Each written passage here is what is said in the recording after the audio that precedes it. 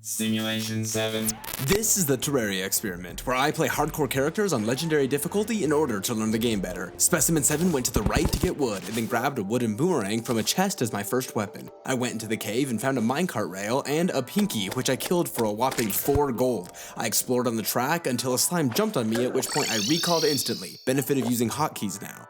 I traveled back to the cave and found another pinky, and I knew this run was being blessed by relogic. I headed back down to the rail and then had an intense, high-speed chase with a worm that I did not want to deal with. But when he caught up, I had no choice but to end him, and I got a whoopee cushion in return. I made wood armor and then grabbed some ore and 2 clouds in a bottle before making a tungsten helmet and platinum pickaxe.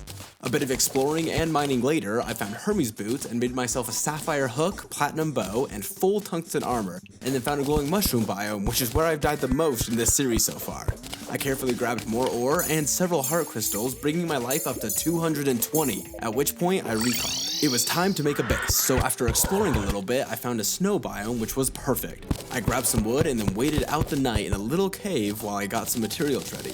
And then it was go time. I flattened out a good area and built a foundation with a fireplace, and then I built up a frame. I decorated and began adding background walls as it became night and I was loving the vibes. Then, out of nowhere, Deerclops spawned. He came up to me and I said nope and recalled the heck out of there. I waited through the night, killing zombies to pass the time, and then headed back to find that he was still there. I considered trying to fight him for a moment and then realized that that was a terrible idea. So I relogged and he was still there.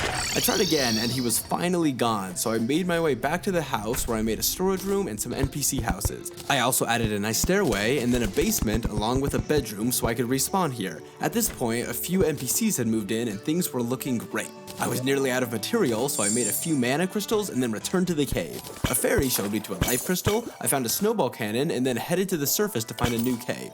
At this point, I was killing everything pretty easily and feeling very confident. I even looked around a spider cave a little bit. A few heart crystals later, and a crawdad reminded me how easily I can die if I'm not careful. I should have heeded the warning, because when I got caught in a small space with a simple bat, I was reminded just how frail and temporary life really is. This one hurt as I lost all of the progress I made in my home, but honestly, this is why I do it. It's so much more meaningful to build and explore when I know I won't have it forever. It helps me to enjoy it more while it's there. Here are some stats I'm tracking. Subscribe to see how future simulations go.